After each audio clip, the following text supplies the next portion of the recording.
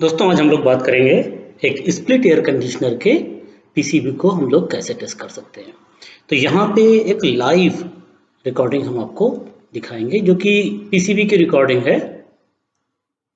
हम लोग यहाँ पे पीसीबी को टेस्ट कर रहे हैं। सबसे पहले हम लोग सप्लाई चेक करेंगे, फेज और न्यूट्रल। फेज जो हमारा पीसीबी के ऊपर आ रहा है रिले पे, और जो न्यूट्रल हमारा मेन लाइन से आ रहा है। तो फेज और न्यूट्रल में आपको लाइन का जो भी सप्लाई है वो दिखाई देगी। इसके बाद हम लोग ट्रांसफार्मर को चेक करेंगे। ट्रांसफार्मर पे भी ये ट्रांसफार्मर को सप्लाई जा रही है 220 वोल्ट और 12 वोल्ट एसी सप्लाई यहाँ से बाहर निकलेगी। कुछ लोगों को डाउट रहता है कि एसी निकलती है या डीसी निकलती है। तो दोस्तों यहाँ पे एसी सप्लाई आती है। अभी हमने देखिए मीटर को चेंज नहीं किया है और एसी पर ही है। यहाँ पे हम सप्लाई चेक करेंगे, 12 वोल्ट के आसपास आपको यहाँ पे एसी मिलेगा। ये एसी सप्लाई ब्रिज रेक्टिफायर की मदद से आगे जाके डीसी में कन्वर्ट हो जाती है। और ये डीसी जो है वो दो हिस्सों में यहाँ पे बढ़ती है। एक तो सप्लाई आपकी रिले और बजर के लिए आएगी जो कि 12 वोल्ट सप्लाई होगी, 12 वोल्ट डीसी। और दूसरी सप्लाई आपकी यहाँ पे डिस्प्ले को जाएगी, सेंसर्स को जाएगी, स्विंग मोटर को जाएगी, फीडबैक के लिए होगी।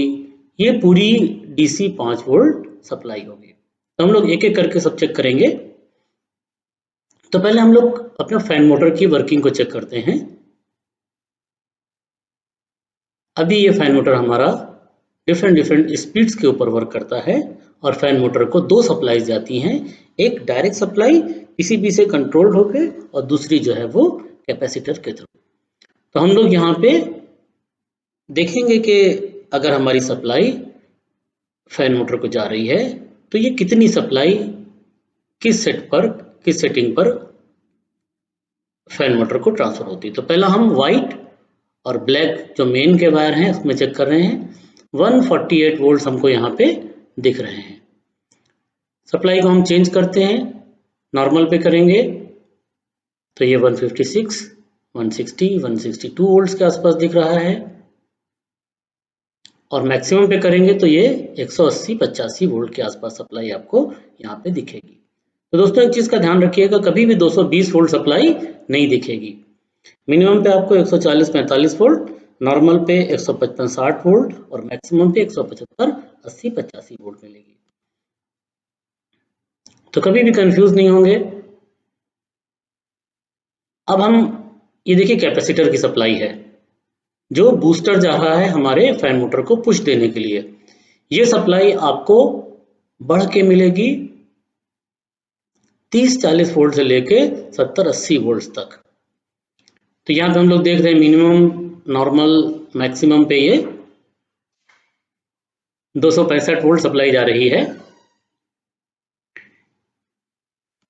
तो हमने देखा था कि 180-85 वोल्ट सप्लाई आपकी मैक्सिमम पे जा रही थी। जब हमने कैपेसिटर के साथ चेक किया तो वो सप्लाई तकरीबन 80 वोल्ट, 75 वोल्ट, 70 वोल्ट बढ़ जाती है।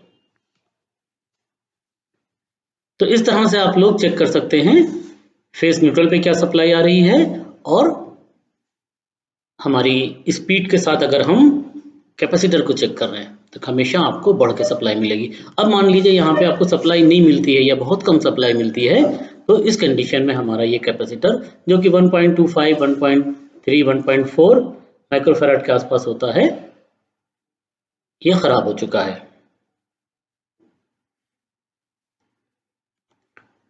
तो इस तरह से हम लोग अपने फैन मोटर को चेक कर सकते हैं। देखिए सेंसर को हम अलग कर रहे हैं। जैसे ही सेंसर को अलग करेंगे फौरन ही यहाँ पे, क्योंकि दोनों सेंसर निकाल दिए हैं, तो आपको यहाँ पे E1 और E2 का एरर दिखेगा। अभी ये E2 का एरर दिख रहा है, कुछ वक्त के बाद ये E1 में कन्वर्ट हो जाएगा। E1, E2 ये एरर कंटिन्यूसली देखिए E1 आ गया। तो ये एरर है हमारे सेंसर के ओपन होने का या शॉर्ट होने का। तो जैसे ही आप सेंसर हटाते हैं, निकालते हैं या कट हो जाता है, ओपन हो जाता है, तो यहाँ पे आपको E1, E2 दिखेगा। अब यहाँ पे डीसी सप्लाई आएगी 5 वोल्ट के आसपास सप्लाई आपको यहाँ पे डीसी दिखेगी। बहुत ध्यान से चेक करेंगे। अब क्योंकि सिंगल डिजिट मीटर है इसलिए 4 वोल्ट आपको दिख रहा है, बट नॉर्मली आपको यहाँ पे 5 वोल्ट की सप्लाई मिलने वाली है। दोनों पॉइंट्स के ऊपर आपको 5 वोल्ट डीसी सप्लाई मिलेगी। थोड़ा केयरफुली चेक करेंगे क्योंकि पिनें बहुत पास पास हैं, तो किसी तरह का डाउट या किसी तरह की शॉर्टिंग ना हो। अच्छा, अब हम मीटर को अपने 20 किलो ओम पे कर लेंगे, 20 किलो ओम से भी कर लिया है। और अब हम अपने सेंसर्स का रेजिस्टेंस चेक करेंगे। ये हमारा एक कॉइल सेंसर है और एक रूम सेंसर है। जिस पर मीटर लगी है वो कॉइल से कनेक्ट हो जाता है, और जो प्लास्टिक आपको दिख रहा है ये थर्मिस्टर्स होते हैं। इनका रेजिस्टेंस हम यहाँ पे चेक कर सकते हैं। 5 किलो ओम के आसपास इनका रेजिस्टेंस होता है। गर्म करने पर यह रेजिस्टेंस कम होता है, ठंडा करने पर यह रेजिस्टेंस बढ़ जाता है। तो हम आसानी से इनको चेक कर सकते हैं। अभी देखिए गर्म कर रहे हैं, दोनों को अगर हम एक साथ गर्म करेंगे तो ये रेजिस्टेंस आपको दिखेगा कि दोनों ही में ये घटना शुरू हो जाएगा। अभी देखिए घटना शुरू हो गया, 12, 11, 4.02, 3.98। तो दोनों ही को हम बराबर से चेक कर रहे हैं, तो दोनों में ही रेजिस्टेंस जो है वो गर्म करने पे रिड्यूस हो रहा है। और इसको छोड़ देंगे या ठंडा करेंगे, ठंडे पानी में डाल देंगे, तो एकदम से ये बढ़ना शुरू हो जाएगा। NTC है, negative temperature coefficient of resistance. Thermistors हैं, ठंडे होंगे तो इनका रेजिस्टेंस बढ़ने वाला है, गर्म होंगे तो इनका रेजिस्टेंस कम होने वाला है। तो इस तरह से हम लोग सेंसर, अगर E1, E2 या F1, F2 या डिफरेंट E3 भी आ सकता है, अलग अलग मॉडल्स में अलग अलग एरर कोड्स होते हैं, तो हम आसानी से चेक कर सकते हैं। अभी हम स्विंग को चेक करेंगे। स्विंग मोटर को हमने ऑन किया है। अब यहाँ पे हमको ये देखिए स्विंग मोटर चल रहा है, डीसी वेरिएबल सप्लाई मिलेगी। तो हम स्विंग मोटर पे देख लेंगे कहाँ पे 5 वोल्ट लिखा है या वोल्टेज लिखा है और कहाँ पे ग्राउंड है। तो ग्राउंड के साथ में हम पहली और लास्ट पिन में चेक कर रहे हैं, तो यहाँ पे आपको वेरिएबल वोल्टेज मिलने वाला है। हमने डीसी वोल्ट पे कर लिया है। 2-3 वोल्ट से लेके 9-10 वोल्ट के बीच में जैसे जैसे मूवमेंट होता है वैसा वैसा आपको देखिए चेंजेस मिल रहे हैं। कभी 5 दिखा रहा है, कभी 9 दिखा रहा है। स्पीड से चेंज होते हैं तो रीड नहीं कर पा रहा है मीटर हमारा, लेकिन 3-4 वोल्ट से और 8-9 वोल्ट तक आपको ये वेरिएशन मिलेगा। तो स्विंग मोटर को जाने वाली सप्लाई भी डीसी सप्लाई है, और इस सप्लाई को हम आसानी से चेक कर सकते हैं। मीटर बस आपका ठीक ठाक क्वालिटी का हो तो कभी भी आपको परेशानी का सामना नहीं करना पड़ेगा। तो बहुत क्लियरली हमको यहाँ पे वेरिएबल सप्लाई दिख रही है। अब इसी के साथ साथ हम लोग डिस्प्ले को जाने वाली सप्लाई को भी चेक कर सकते हैं। डिस्प्ले में भी आपको सेम वही चीज दिखेगी, 5 वोल्ट और ग्राउंड।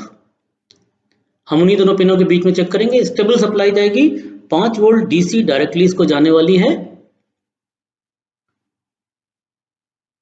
तो डिस्प्ले में अगर कभी प्रॉब्लम हो रही है तो आप लोग ये सप्लाई डिस्प्ले पे चेक कर सकते हैं। ये देखिए हमारी फैन मोटर के फीडबैक को सप्लाई जा रही है। फैन मोटर का अगर हम कनेक्टर निकालेंगे तो फौरन ये इंफॉर्मेशन देगा कि कुछ गड़बड़ी हो गई, और यहाँ पे E6 या F6 या H6 का डिस्प्ले आने लगेगा। अब 3 पॉइंट्स हैं, हम पहले और आखिरी पॉइंट में चेक करते हैं। आपको यहाँ पे भी 5 वोल्ट की सप्लाई मिलने वाली है, और फैन एकदम से हाई स्पीड पे जाएगा, और उसके बाद यहाँ पे E6 का देखिए डिस्प्ले आने लगा। यहाँ पे आपको E6 का डिस्प्ले दिख रहा है। तो इस तरह से हम लोग एक एक पॉइंट्स को आसानी से चेक कर सकते हैं। अगर आपको सिस्टमेटिक टेस्ट करना आता है तो आप आसानी से ये सारी चीजें चेक कर सकते हैं। इसी तरह से आप रिले को जाने वाली 12 वोल्ट सप्लाई, बजर को जाने वाली 12 वोल्ट सप्लाई भी चेक कर सकते हैं। इसमें आपको पीसीबी को रिवर्स करके और वहां पे ये सप्लाई चेक करना होगा।